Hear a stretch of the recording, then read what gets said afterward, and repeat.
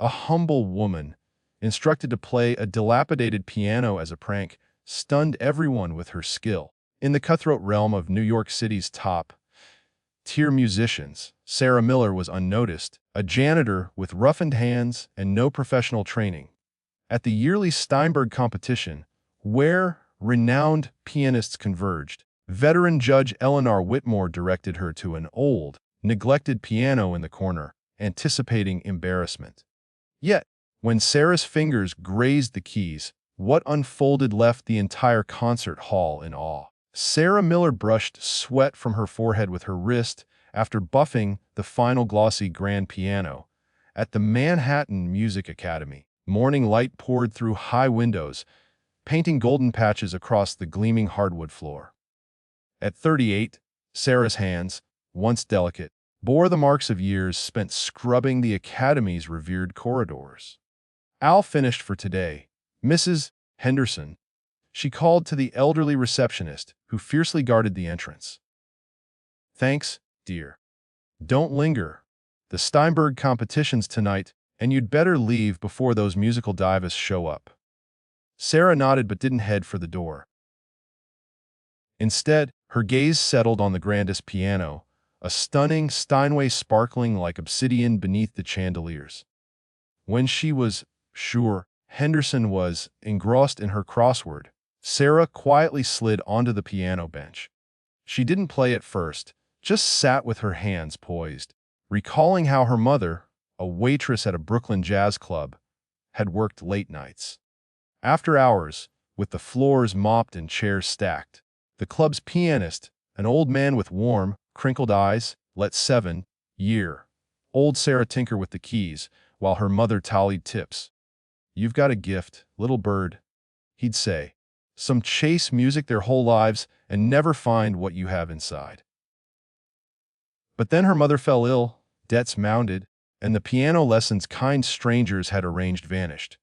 Life became about endurance, not dreams. Sarah rested her fingers on the cool keys, careful not to press them. For years, she'd cleaned instruments she never played, polishing wood that resonated with music she never created. Didn't know cleaners could play. A voice startled her, nearly knocking her off the bench. A young man in a security guard's uniform, with gentle eyes, stood at the door. I was just..." Sarah stammered, flustered. "No worries," he said, raising his hands. "I'm Miguel, new security." "Sarah," she replied, standing and smoothing her uniform. "I should get going." "You don't have to," Miguel said, gesturing to the piano. "Play a little." Sarah shook her head. "I don't really know how." Miguel raised an eyebrow, unconvinced. "Your hands tell a different story." Sarah glanced at her fingers, still curved as if ready to play invisible notes. "I never had proper lessons," she admitted, gathering her cleaning tools. "Besides, pianos like these aren't meant for people like me." Miguel tilted his head.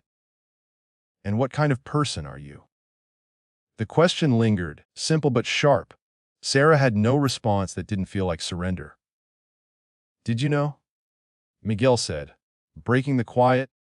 "The Steinberg competition has a wild card slot this weekend. One spot for an unknown. Auditions are tomorrow morning." Sarah let out a laugh that echoed in the empty hall. "Sure, I'll just stroll in wearing my janitor's uniform and compete with people trained since they were toddlers." "Why not?" Miguel's tone was soft but earnest. "What's the worst that could happen? Public humiliation, mockery, proof of everything I believed about myself for 2 decades. Or, Miguel countered, maybe the opposite. That evening, as Sarah walked to her modest Queens apartment, Miguel's words echoed like a stubborn tune. Outside her building, she checked her mailbox, finding a glossy Steinberg competition flyer among the bills, likely slipped in by mistake. It showcased poised, confident winners from a world Sarah only glimpsed through the windows she cleaned. Yet, as she climbed her apartment stairs, her fingers tapped the railing, playing a silent melody only she could hear. The next morning, Sarah lingered after her shift, observing the audition committee prepare the main recital hall. Wildcard contestants arrived in sharp suits, clutching portfolios stuffed with sheet music, chatting confidently about conservatories and global competitions. Sarah, still in her gray uniform, pressed herself against the wall, feeling out of place. "You showed up," Miguel said, appearing beside her in a crisp security uniform. Sarah shook her head. "I'm just watching." He pointed to a table where a stern woman with silver hair checked names.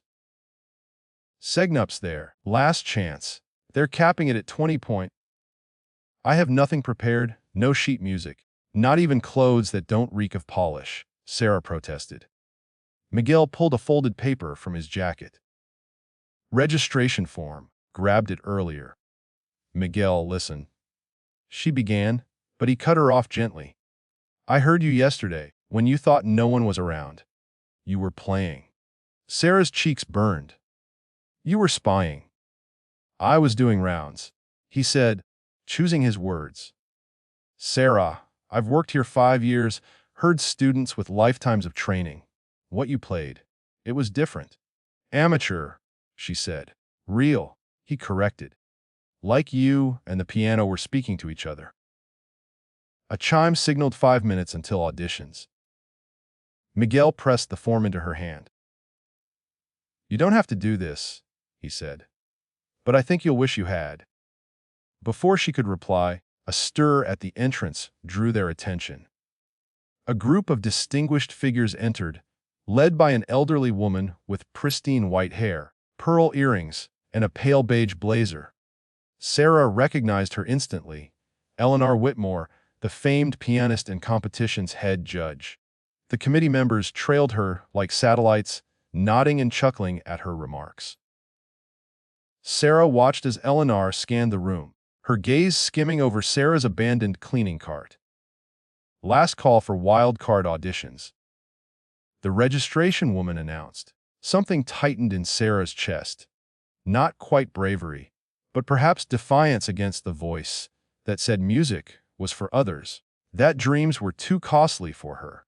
"Here," Sarah said, stepping to the table and sliding her hastily filled form across. "I want to audition." The woman glanced up, her eyes flickering at Sarah's uniform before her professional demeanor returned. "Name, Sarah Miller." "Your piece." Sarah paused. "It's my own composition." The woman's eyebrow lifted. "The committee usually prefers classical works." "It's all I've got," Sarah said. The woman sighed, jotting a note. "Fine, you're last. Wait with the others." Sarah joined the contestants, acutely aware of her mismatched appearance. Some stared outright, others whispered behind their hands. A young man in a sharp suit smirked. "Wrong room, I think. Janitorial's down the hall." Laughter followed, but Sarah kept her eyes on the audition room door, counting the minutes. This could be her greatest embarrassment, or something else she didn't dare name. Hope was treacherous for those accustomed to its absence. The hall emptied as contestants exited, some elated, others holding back tears. Sarah stayed in her corner, watching the smug young man stride out, boasting. "Ems Whitmore said my Chopin had remarkable emotional depth." Sarah's stomach knotted. She'd heard his flawless, but mechanical performance through the door. If that was the judge's preference, she stood no chance. "Sarah Miller," the assistant called, her tone sharp, as if repeating herself. Sarah rose on shaky legs and entered the audition room. 3 judges sat at a long table, a middle-aged man with glasses low on his nose, a younger woman with a tight bun, and Eleanor Whitmore in the center. A small audience of faculty, contestants, and staff watched from behind. "Ms. Miller," Eleanor said, glancing at her notes, "an original composition." "Yes, Mom." Eleanor's eyebrows arched. "Your musical training?" Sarah hesitated. "I taught myself." Whispers rippled through the audience. The younger judge leaned to murmur to Eleanor, who nodded slightly. "I see," Eleanor said, a trace of amusement in her tone. "And you're employed here." Sarah's face warmed. I'm a cleaner. The whispers grew less subtle. Fragments of joke and wasting time reached her. Eleanor studied Sarah, then gestured to the grand piano at the room's center. Please, go ahead.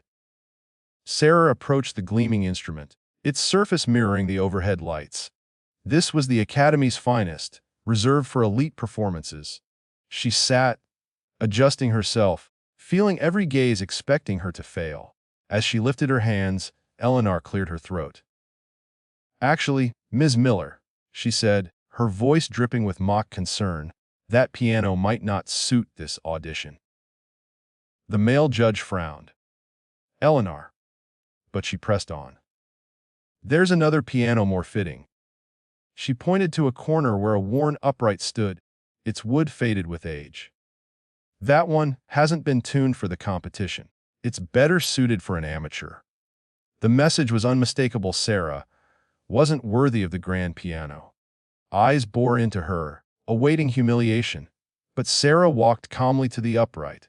She'd played worse as a child. Out of tune community center pianos, keyboards with broken keys. The bench groaned as she sat. Up close, the piano's flaws were stark chipped keys, worn pedals, a dulled fallboard. She tested middle C, cringing at its flatness. This wasn't just old. It was intentionally neglected. I'm afraid that piano hasn't been maintained, Eleanor said, her smirk unconcealed. If it's too difficult, you may withdraw. The younger judge looked uneasy. Perhaps we should. No. Sarah cut in, her voice steady despite herself. This piano will do. Eleanor's smile tightened. As you wish.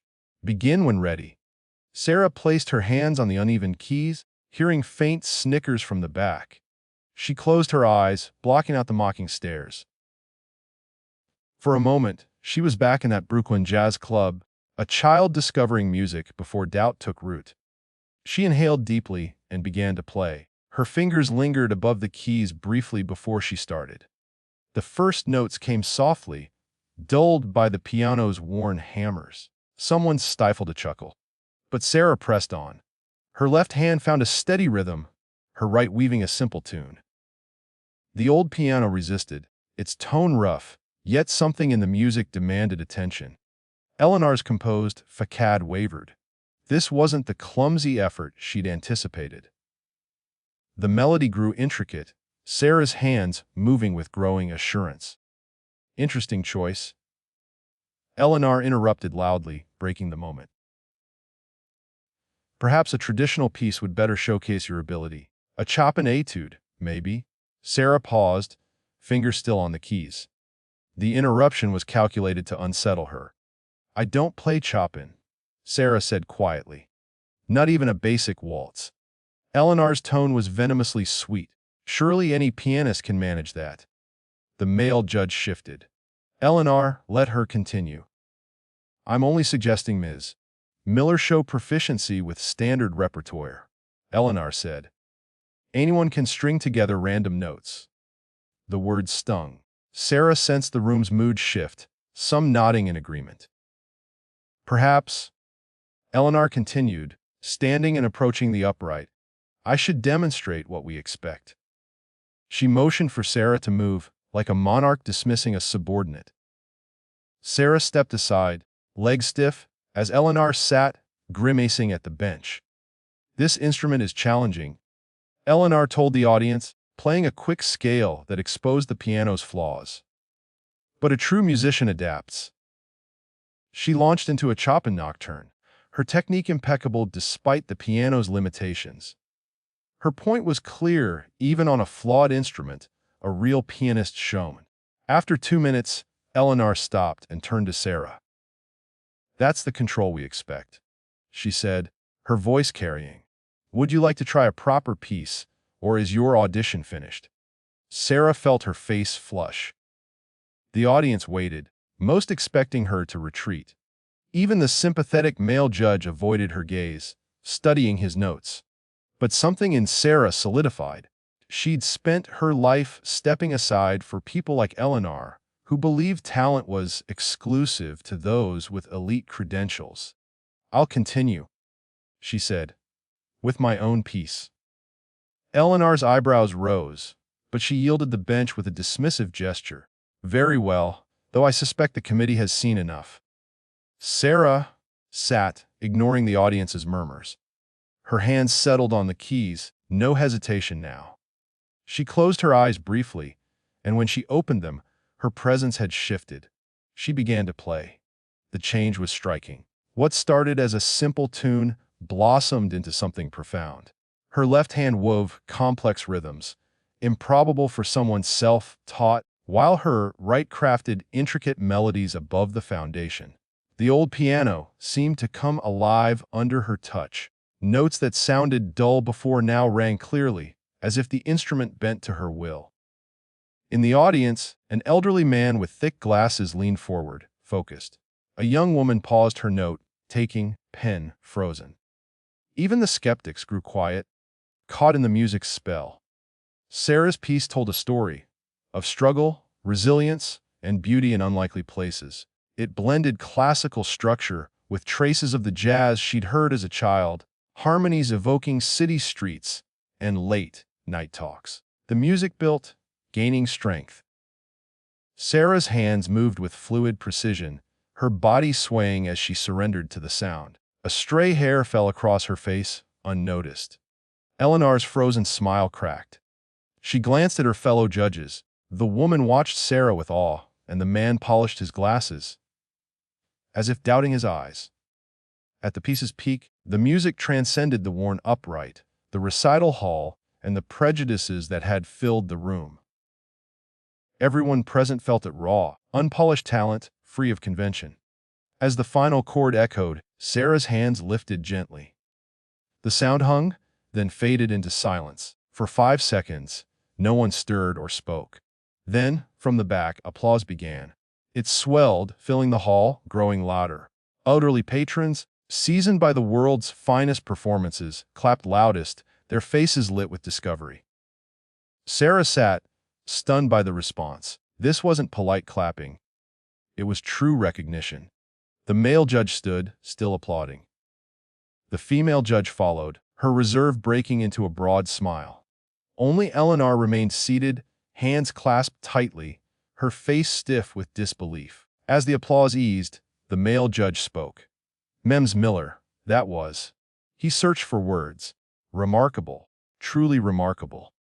The female judge added, the technical skill alone would challenge trained pianists, but your emotional depth, the storytelling, that's unteachable. Sarah's hands shook slightly as she stood. Thank you, she said softly. How did you learn to play like that? Someone called from the audience. Sarah glanced at the old piano, her partner in this triumph. From life, she replied. Eleanor rose, smoothing her blazer. Her eyes met Sarah's, and a silent acknowledgement passed between them. A musician's respect, however reluctant. The wild card selection typically requires discussion, Eleanor said, her tone measured. But I believe we've reached a rare agreement. She looked to her fellow judges, who nodded firmly. Sarah Miller. Eleanor continued, you are this year's wild card finalist for the Steinberg competition. Applause surged again. Miguel appeared at the door, having slipped in during the performance, grinning widely. As people crowded around Sarah with congratulations and questions, she felt a gentle touch on her arm. Eleanor stood beside her, the audience momentarily distracted. You made that old piano sound like a Steinway, Eleanor said softly. It deserved to sing, Sarah replied. Eleanor studied her. Perhaps we both misjudged, she said, offering her hand. Sarah hesitated, then shook it. The finals start next week, Eleanor said. If you'd like, I could mentor you, not to alter your style, but to prepare you for what's ahead. Sarah smiled, thinking of her long journey to this moment. I'd appreciate that. As reporters gathered and excitement buzzed, Sarah caught Miguel's eye across the room. He gave a thumbs up and mouthed, told you. Sarah Miller, the janitor with calloused hands and no formal training, had shifted the music world's view of possibility. More importantly, she'd transformed her own. Sometimes, the greatest talent hides in plain view, waiting for the courage to emerge. Have you ever been underestimated? Share your experience below. If this story of triumph inspired you, subscribe for more tales of unexpected heroes. Where are you tuning in from today? Remember, true talent shines without needing permission.